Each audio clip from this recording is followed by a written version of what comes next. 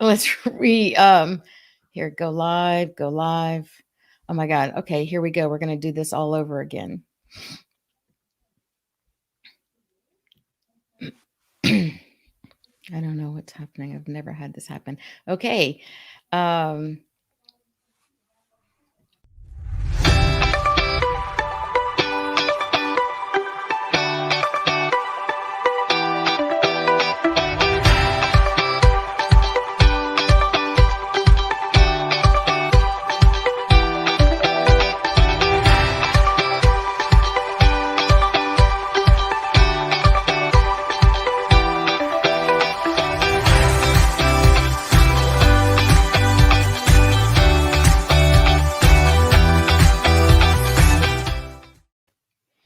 Hi, everyone, and I apologize.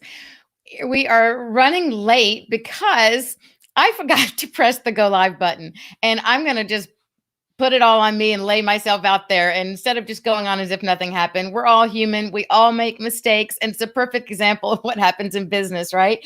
It's then what we do with that. So I own it. And oh my goodness, I'm so glad that y'all are with me. I hope you're hung in there and were like, what happened? She starts at 12.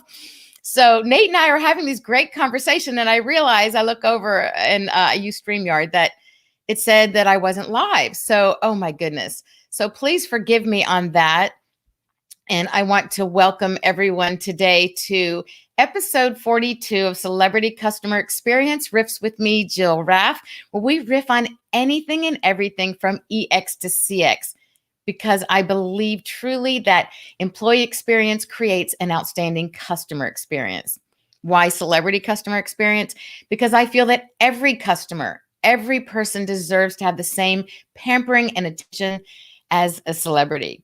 I believe your business can increase their revenue while engaging employees, committed and loyal employees and customers. And it does begin from the inside, which is why my Inside Out framework from EX to CX is the name of my larger process, because I guarantee employee experience will create that great customer experience. So now, before I bring up my amazing guest, I do want to encourage everyone who's here with us to write comments, enjoy, engage in our conversation. If you're watching the replay, thank you. And write comments and tag us, because we'll be sure to get back to you with those comments when we see them. So with no further ado, I want to bring on Nate Brown. Nate. Hello. There you What's go. going on, I Jill? love it. The dramatic entrance and perfect for you and your personality. Thank you for joining us. Oh, I've been so excited for this one, Jill. I was drawn to you like a magnet with just your EX and CX overlap. I think you're doing it right. So thank you so much for allowing me to be a part. My pleasure. So for those of you who don't know, you're in for a treat. Nate is a perpetual student of the world's greatest experiences and the people who create them. Love that. The people who create them. Having spent the first decade of his career managing a complex technical support environment for occupational health and e-learning software, Nate transitioned to customer experience in 2015. After authoring the CX Primer, Nate was dubbed the CX Influencer of the Year and by Cloud Cherry of 2019, and a top CX thought leader by True Rating, QMinder, Procedure Flow, Live Help Now, and many others.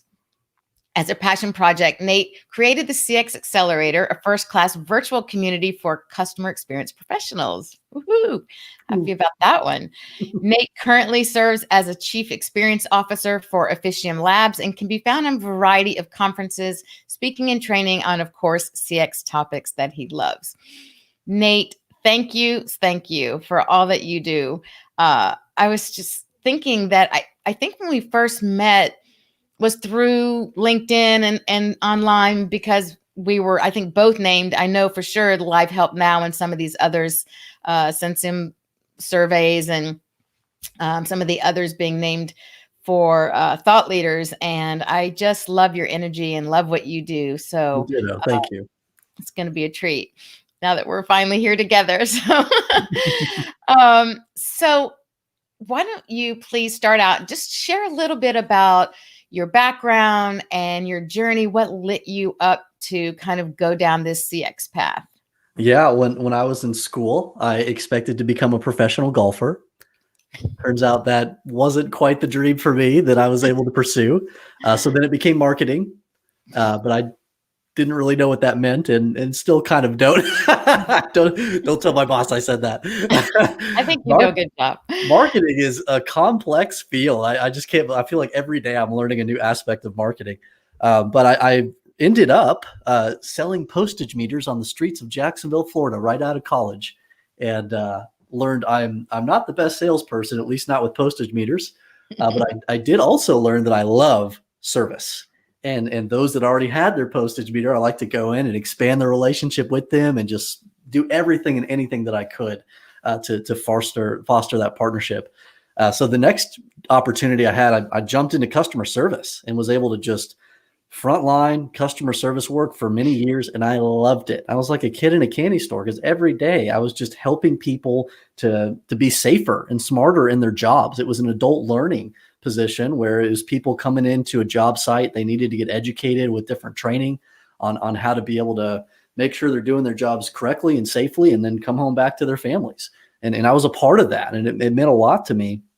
So then things got more complicated with different acquisitions and different things. I took ownership of that support team, and fast forwarding the clock a little bit, I started to feel a little bit stuck in this support box where it's like, wow, everything's rolling downhill into this support environment. It's just fixing things, and they're the same things.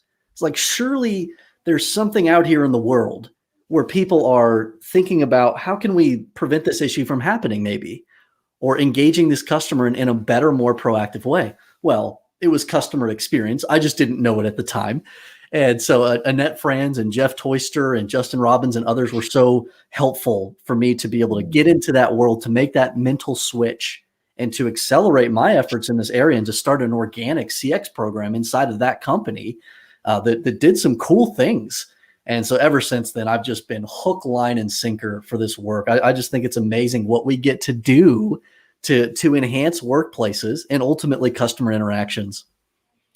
And clearly, I think anyone, for everyone who's watching, you can feel your energy, right? You can feel that, and it's just clearly in your core. It's in alignment with who you are as a human being, and I think that is what's so amazing about so many people. Whether you're in the hospitality industry, which is an area that I also focus in, to me that's a part of that nature, right? That hospitality, that Yeah. giving, and that overlaps with, to me, what EX and CX is about. It's just wanting to serve from heart and wanting to make sure people are taken care of, and I love that, and I love The medical field as well right now. The same heart is there. It's so awesome to see it coming out of so many people. Yeah, absolutely. I think COVID has really, looking at the silver lining, COVID is a nightmare. It's our worst tragedy of our lifetime, right? But at the same time, I think there's always a silver lining. And I think when you look back in history, it's always the major disruptors that have in turn created good from it, right? The Yeah. innovation, the creativity, the change, the evolution of what's happening. Hmm. And so It I think stirred that, it stirred us up. We were sitting yeah, on our laurels. So many. I have been, and Gene Bliss says this as well. I've been blown away by the way that CX leaders have stepped up and done things that they never thought possible in a compressed amount of time. It is awesome. yeah. That's a compressed amount of time. It's like we're on overdrive. Things have happened. I mean, the fact that I met you and so many others during this time period, that somehow maybe I'm wrong, but it just didn't feel like I had the same accessibility. Hmm. People weren't reaching out to me. Yeah. I would maybe reach out to people, and I did. It would be like a long time before we actually got to speak. Like, it's just everything was so much longer. And now it Mhm. just feels like people, to getting back to the point of first bringing this up, is that I think it's provided an environment where we're more connected as as a human being. We're more connected as a country, as a world, recognizing that now there are no borders because we're all virtual.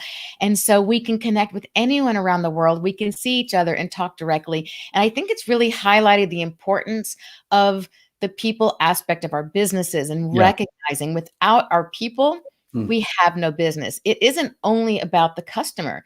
It's about the people who serve your customers. It's what I call your internal customer, or your first line customer are your employees. I like And that. you need to take care of them and treat them the way you want them taking care of your end customer or your external customer. So I think that's been an amazing part of it, is just really recognizing the value of every person in the company.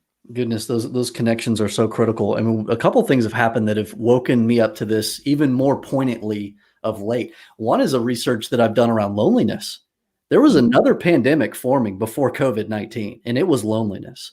I mean, Yeah. as a society, we have disconnected from associations that used to be our communities, different clubs, different churches, different societal groups have in many cases disbanded and lost influence, and people are lonely. So the fact that in some ways that this more prevalent pandemic has unified groups and in some ways worked to shatter some of that loneliness, I think that's amazing. So I that's great. agree. I agree 100%.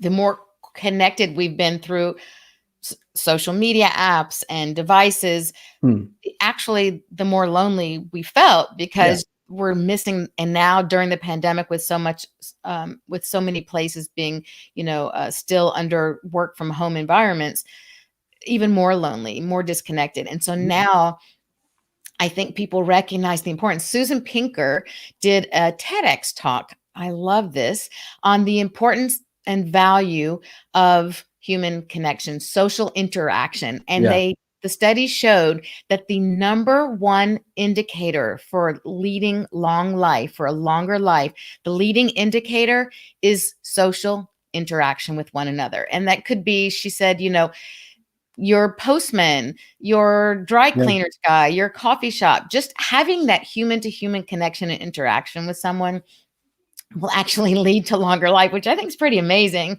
It makes every bit of sense in the world. You have something to live for, because all the things that you previously defined success as younger in your life, whatever it was, money, wealth, fame, those things lose value. And at the end, you're left with your relationships. That is your legacy.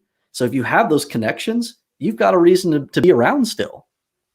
Yeah, it's all about relationship. And I talk about relationship marketing, speaking of marketing. Right. But at the end of the day, I think, that's why I say youth's wasted on the young, right? Because you kind of need to, unfortunately, or I should say, fortunately, I can look in the rearview mirror, right? Yeah. Like I'm a little bit older. I've had a lot of experiences, but I can see now, I always appreciate it. I get it. But I think in general, we're so busy working hard towards often a financial goal that we forget that when you achieve that, if you're alone and you don't have loved ones to appreciate it with, it really truly does mean nothing. Yeah. And it's why my motto is transform transactions into interactions, because a transformation is simply, by definition, an exchange of goods or services for money. No emotion, no human connection. Wow. And, think about when we go to the bank to withdraw an ATM. And when you finish, it says, would you like another transaction? And that's all it is, right? It's a computer, it's a machine. You've never had any interaction. And, but instead, if we transform those transactions into human to human connection and engagement with each other, then, the world's going to be a happier place. And infusing some grace into those interactions, which I think we're going to get to. I love it. I Yes, love it, yes. Jill. Thank you. Yeah. So there we go. Bringing the title is called Grace in the Workplace. So this came about in our first conversation together during the holidays, talking about just everything going on and being burnt out and highly competitive environments for ourselves, and with COVID and everything happening. And so we talked about grace, and I said, sometimes I think we just need to give ourselves some grace. And so we decided we would talk about that today, and that's the topic. So let's start with grace from a perspective of how we apply it personally, and what does that really mean? Wow. Yeah. Just like my mind just went whoosh with all these things I wanted to say. I Go think for it. that I think maybe a good place to start for me. I mean, this has been on my heart so much because I have really struggled with self-doubt over these past few years. But yet, if I look at it logically in any way, these last few years have been the best of my life. So many incredible things have happened. I've had so many amazing friendships, so many successes, whatever we want to, define that as. And yet this has crept in. So it's like, where did this come from? And I think a lot of it is stemming back to some things that was happening inside of an organization I was working in, where we had created a culture that was antagonistic, where grace was Mhm. not being extended. And I don't know exactly when or how that this happened, but it came to a point for me when I was sitting in a meeting with all of my peers, my boss, my boss's boss, and this was like a big, hey, something's wrong. We don't know what this is, but we can feel that something is wrong. Mm. And I had been vocal that something is wrong. And so I actually this was my first attempt to start to use pulse survey data from an employee voice to be able to put to words the problems that we were feeling. Let's stop sitting in here as leaders and making up what we think the problem is. Let's get real data from our people, not you walking around and biasing the water cooler conversations and coming back in here. Let's get actual data and anonymous feedback through a poll. So I came in, I remember offering some of this up, and I got shredded by a peer. Hmm. She's looked at me and she said, "You shut up. You stop. You have been so negative. I'm so tired of your emotional roller coasters where you're this way one day and you're this way another day." Hmm. And like the tears start coming, and I'm just sitting there like, I mean, that's not fair. Like I knew it wasn't fair. What was happening? Like I was being unmade in front of my entire peer group, and I just had no words. And I distinctly remember looking around the room and appealing through eye contact for somebody to come and defend me. Hmm. Not a single person in that room spoke up. Oh my God. Probably they were afraid, right? It's I still. don't know. I mean, this was literally just my peer. This wasn't a leader. Oh, This was just somebody who was a sales leader with me. wow. And there's so much that happened in my mind that day where these illusions of respect that I thought that I had with my coworkers was destroyed. Hmm. And the actual culture of what we were in surfaced up for me to a very realistic place. And I mean, it did a lot in my mind in terms of I can't trust any of these people. Yeah. Wow. Whereas before I Trust was so optimistic about everything that was going on. It's like we're gonna get through this. We're here together. And I realized that day I'm alone. I am alone. These people are not with me. And I've had a bit of a trust issue and a self-doubt thing ever since. And I'm recovering from that. I've made progress on that. Yeah. But I mean, that left a wound in me. And I don't think it was just that one day, but it revealed something that had been happening for months where Mm. I had an illusion about myself that was not real. And now I'm terrified of developing that illusion again. And that's where the self-doubt comes from. Do these people actually like me? Am I actually doing a good job? Or am I going to get in another situation where I end up in a room and I am unmade in front of my peers? So I just want to throw this out. You're saying it's an illusion that you were doing great, but you weren't. Perhaps you were just surrounded by the wrong company. And I don't mean company business wise, I mean company in terms of the right people, Yeah. which could be also the company culture, depending upon where you are. But I think you're right. I think we have to take self-responsibility when something goes wrong Mm. or if someone points something out. But then I think we need to assess honestly with no ego, which is very hard to do. Mm. And it's painful sometimes to confront, not sometimes, every time. Yeah. It's painful when I confront something that I've done that's not the way I think I see myself and what I Mm. think I stand for. And so that's and say, what part of that do we really need to own?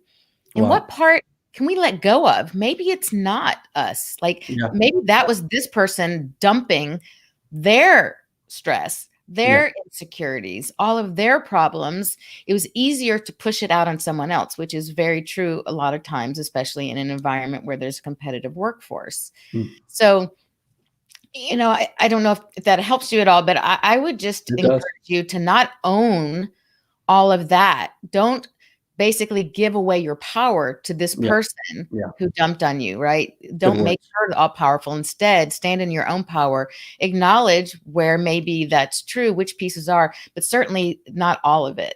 Yeah. And then find, because I think you recognize your own compass, right? Mm. Your strength, your moral compass, your service compass of who you are, and stay true to that. And then, as you did, go out and make an environment, put yourself in a company where those things are appreciated, and you Yeah. can expand and light up about that. So helpful, Jill. I absolutely love that. And yeah, there's a lot of healing that is taking place, especially inside of, I mean, I'm in a great company now, a very different environment where I have incredibly supportive leaders and peers. So I mean that helps, but you're right. It does have to come inside of me. I can't Mhm. allow that self-worth to come from anyone else. That's right. But I do think this is one of the reasons why I've just been so drawn to the idea of grace. I mean, grace is extending goodwill to people when they haven't deserved it. So I don't necessarily want people to like me or to appreciate or to respect me because I did great work. Mhm. That's important too. That should be there. But Yeah. I want them to like me and appreciate me and respect me because I'm another person. And maybe I don't deserve it. Maybe I do. But I'm hungry for that for that authentic grace from you, because that means it's not works based. I don't have to be doing a great job in that moment for you Mm. to appreciate me as a person. Absolutely. And one of the things that I teach touches on this element. So the foundation of my process is, I call it my E3 formula, E cubed. It's educate times engage times Mm, entrust equals happy loyal employees, and yeah. happy loyal employees is going to naturally create happy loyal customers. But Mm, the idea behind that is that in the engage section, that we really recognize each other for who they are as a person, and not just as a manager to an employee, and for that matter, for an employee to the customer. yeah. But that we really say it's not just about, okay, I'm paying you and therefore you have to do these things. And I'm only going to appreciate you if you perform at a certain level based on Mm, that, but actually recognize their voice, ask for their input, listen to it, because they're actually going to be the ones to give you the most input and the most insight. And Forbes states that employees who feel their voices are heard are 4.6 times to perform their best at work. And so I think that incorporates the mm, element of being seen and heard as a human being, not just as an employee. And that to me ties into also of looking at that person, giving grace when things don't go wrong. In fact, wow. try to catch them doing something right and then praise them for it. And I then love you that. see their pride, their confidence, their ownership grow from that. That's how you build trust with people. Mhm. Which is You're why not, trust is the third E in my yeah, in my process. It comes it after. You're right. has to be there. I mean, if you want to have people that are just in their chair working a job, but are just, there's walls all around them. I mean, that's what traditional leadership earns us, Mm, is just sit in your box, do the work that I assign you. But like the modern workplace and what has happened with these decentralized workplaces, leaders have had to step up and develop this type of authentic connection that you're describing, Jill, in order for people to be able to rise above the tremendous amount of noise happening around them. mm, Trying to educate my kids. I'm trying to figure out where it's safe for me to go and not go. Can I visit my grandmother or not? Am I sick? yeah. Being able to rise above all of that and actually do quality work, we've got to have, as Simon Sinek would describe it, a circle of trust that we have built around our people. We win by the strength of our shield that we protect them around, not the sharpness of our sword. That's not how we win today. It's just 100%. totally different. Absolutely. Yeah. And I do think that COVID has highlighted that the human element, the people element, and why it's so important. We need each other Mm. completely. Yeah, yeah, we do. Yeah. Without that, it's nothing. And so I think extending that concept of grace in the workplace Mm, will provide a more cohesive, collaborative team, a happier workplace, And of course, then at the end of the day, you're going to have that result, not only in your increased productivity and revenue and savings from your internal side, but Yeah. also externally, the revenues coming in from the outside, right? The customer Goodness. side. Yeah. I mean, I think back to the bosses I've had and the ones that have effectively motivated me and those that have not. The characteristic there is if I'm in their perception not fulfilling my performance obligation to them, if they're going to come down Yeah. and punish me or publicly humiliate me or other things, then I I'm not going to be effective at all. I'm only going to do enough to escape whatever fear is being created. I'm just going to try and dodge the Yes. bullet and not get bullied. That I mean Mm, that was my work existence for years. And gosh. then I contrast that to someone who took the time to extend grace to me, develop trust with me, and a true relationship with me, and I think there is no way I'm going to disappoint that person. I'm going Yeah. to work the very best that I can so that this relationship is intact and that we can accomplish the things together that we deem to be important. It's just completely different. Completely different. And I love that what you just said triggered a thought that my dad, so my parents and grandparents were owner operators of McDonald's National Store number 150 in the Wow. early days. Wow. Yeah, for year 4 in the corporation of McDonald's. And I feel so blessed. It really has foundation of everything I do and the work that I do today. And unfortunately, I lost my father 26 and a half years ago. He died quite young from lung cancer, Mm. at the age of 65. But what's been amazing is that in the last year or two, I've been interviewing people who worked for him. And to hear the stories Wow. has been, first of all, so heartwarming. Yeah. But I've learned because I realize now why this is my legacy and Yeah. what I got from him and what I saw he left behind, not Mm. only for me, but how he touched so many people. And so this one manager, John's his name, he said to me, Jill, your dad, I started working for your dad when I was 17 years old. And I was with him, I was with the company for 25 years and until your dad's last day. And he treated me like a son and he took me in and he would Wow. always come in and ask me, John, what do you need from me for Mm. you to be successful?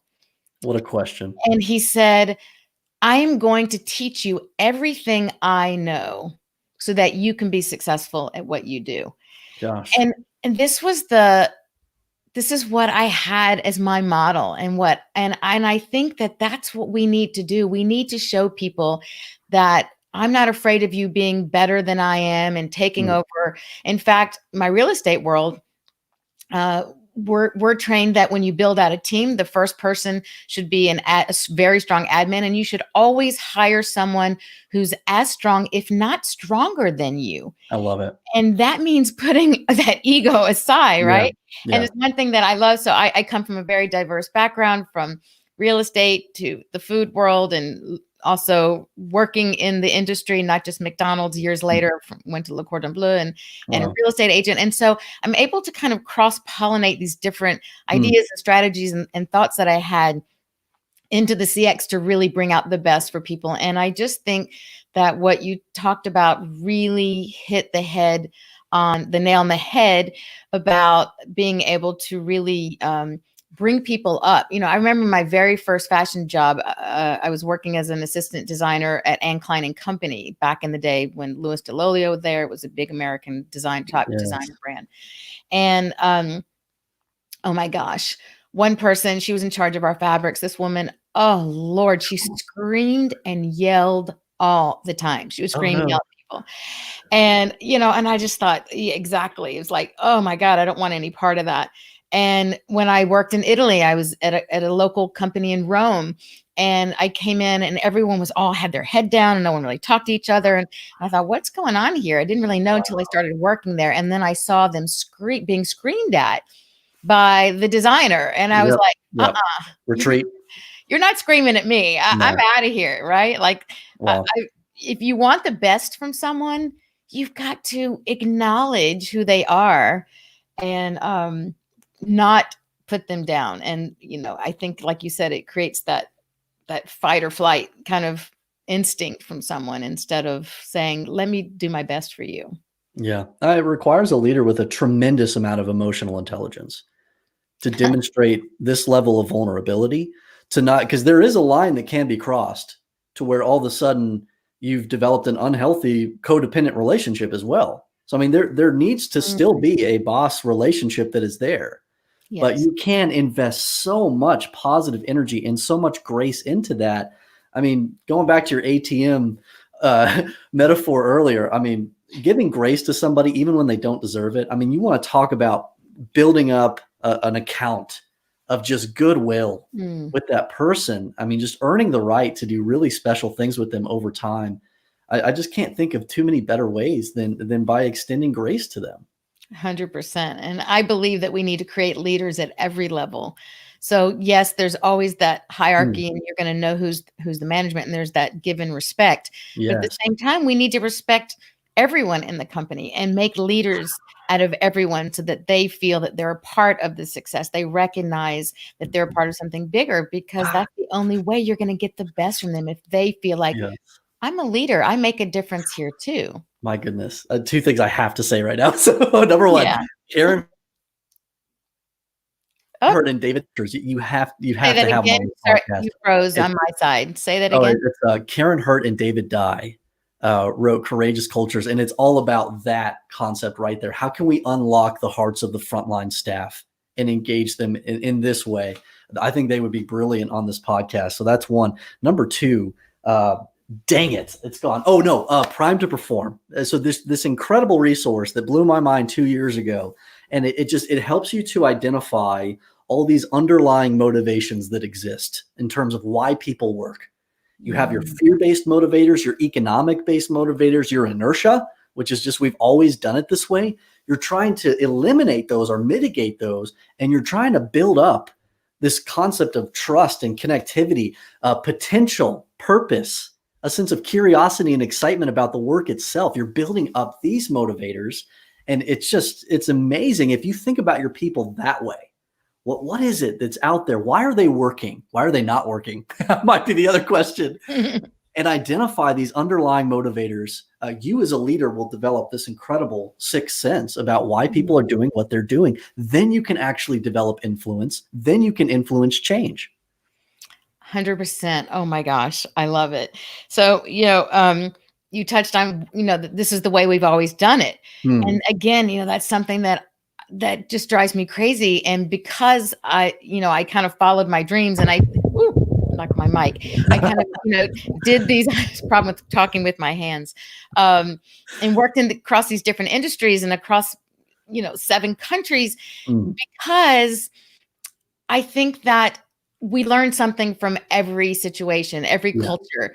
And that one of the things that I love is going in and working with someone on what their issue is, and saying, well, you know what, this is your industry lane, and this is the way you may have always done it, but it doesn't mean that's the only way you can do it. And why not look in this industry? This is something we did here, which I think would work great, because nobody else is doing it, because most people are saying this is the way we've always done it. And so it will be a way for you to stand out and to do something different. And, you talked about, also, I want to touch on about motivation and why people work and why they're doing what they're doing, and how that affects the engagement with one another. And I want to just layer on that a piece about people's personalities and how that affects the communication, how it affects the relationship. Because I've been studying, I'm super excited. I'm getting certified this next month in type coach. Oh, cool. And so it'll be an offering that I can provide to businesses, because it helps identify the kind of person someone is intuitively and innately, and therefore how they communicate and how they like to be communicated to, so that they can actually hear what's being said, right? So often, because of our own personality types, we speak in a certain way and we have certain expectations. We're like, well, why don't they get it? Like, I'm obviously an extrovert, although I was quite shy when I was really young. But so for me, it's like, okay, I'm out there. Let's talk about it. Let's get this going. Let's brainstorm. Let's hash it out, and then we'll just jump in. Yeah. And then an introvert's like, whoa, like you're killing me. Like stop talking, and I need like up to 48 hours to just kind of hash this out in my brain, Yeah. and then I'll come back with some great ideas. I need to think about it.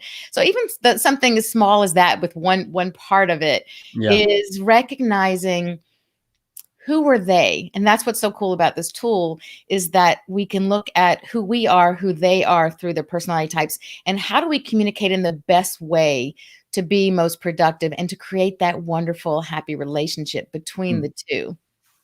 So, Yeah, I think that's fantastic. I'm a disc facilitator personally. okay. I think there's a lot of great benefits that can come from many of these tools. That sounds like an awesome one. But I think, I mean, your original framework with the trust built in, that's here.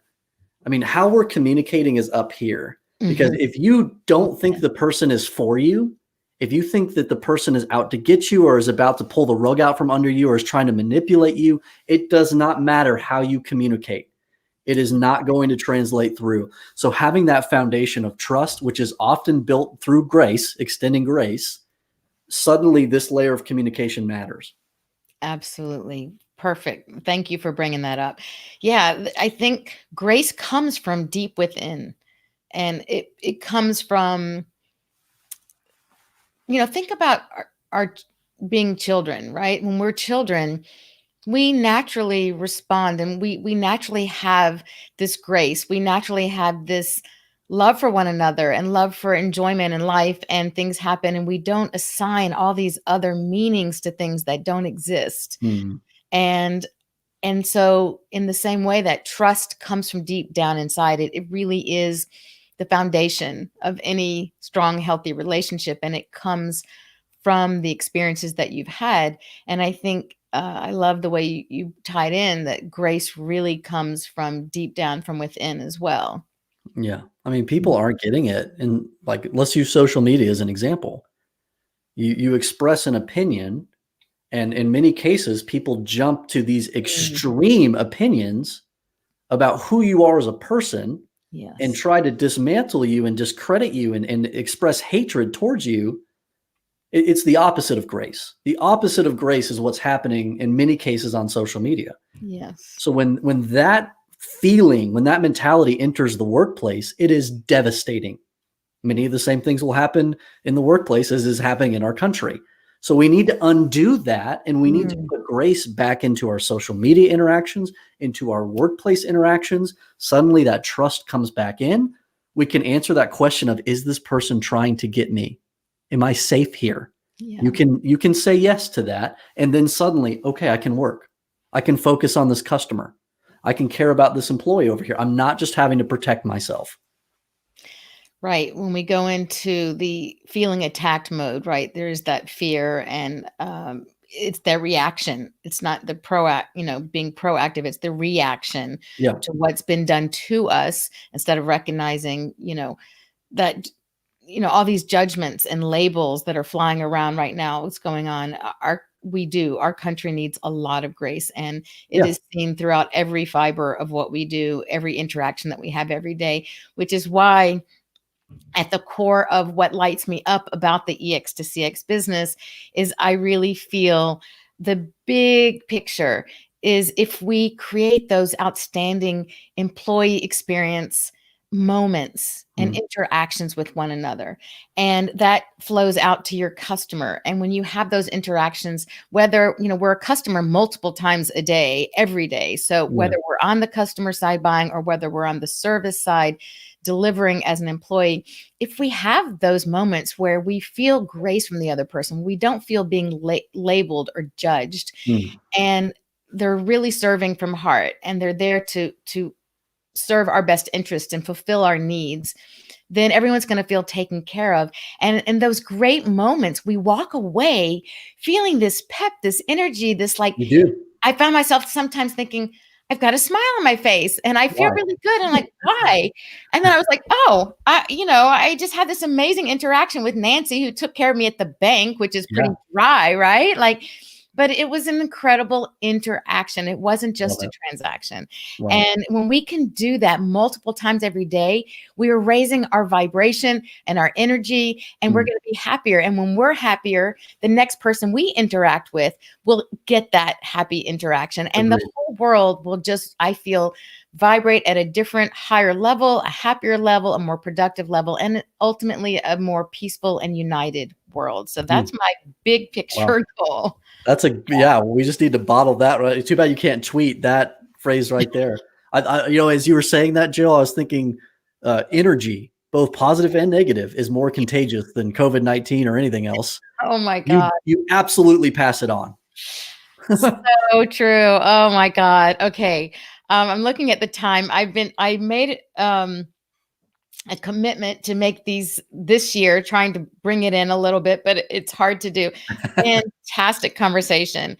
I'm going to kind of start to wrap it down on that last amazing, amazing comment that energy is more contagious than COVID-19, and 100% and positive. And let's make it positive energy, because Yeah, it is contagious and it is something worth catching, right? it is. Um, so Oh gosh. Okay. So will you come back first of all, Yes. because like so great and so much to talk about, and I Anytime.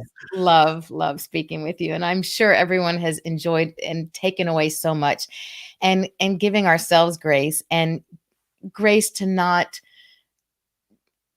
define ourselves Mm, by other people's expression of them dealing with whatever's going on in their life, and giving true. them grace for Yeah. saying, okay, I know you've got a lot going on, but I'm not gonna own it. Like, that's your stuff, right? Yes. I'm not gonna own it. You nailed it. So, wow, great conversation, from the business side, the grace side personally, and how it applies in the workplace, and try to take that into your workplace. Try to, Mm, if you're a leader, or if, regardless of where you are in the business, but especially as leaders, people look to you for how to behave, how to think, how to react to others. You are the model. People, just like parenthood, right? That your kids are always learning. There used to be a PSA announcement that would come on, that showing you whatever you're doing, and it's not what you say, it's what you do. People observe and they're taking true. note all the time. Mm, So when you live into that grace. So very quickly, Nate, anything exciting, special goal or something for 2021 as we go into this next year, and using grace? uh, I just had a teenager come of age, so there's a lot of grace that I'll be Oh, extending to I'm her. right behind you. Yeah, I'm right there. So that is going to be Exciting. significant. But I'm just blessed to work with incredible people. It is natural for me to extend grace to the people I'm working with right now, both on the client side and inside of Officium Labs. So I just want to double down on that and just really build something special together. And we're building the future of service, and Mm. it's been an absolute pleasure. Just excited to do more of it. I love it. I love it. Thank you. It's been a pleasure speaking with you and connecting with you, a fellow CX person who just really comes from heart, and that it means so much. And love the conversation. So, if you'll just hang on a sec, we're going to say goodbye right this moment to Nate. More next time, though. We will definitely, thanks, Nate. Definitely have Nate back. I want to just wrap up saying that next Thursday, I have another amazing CX expert, Dennis Wakabayashi, also named, I think it was in 2020, the top 20 CX experts. Fantastic guy, great knowledge. My CX bro, who working on some collaborations together. So join us next Thursday as well. So many amazing things. So please stay with. And I apologize again for the mess up that I made at the beginning. We got started. So hopefully you'll watch the replay if you thought we weren't coming live at 12 as usual.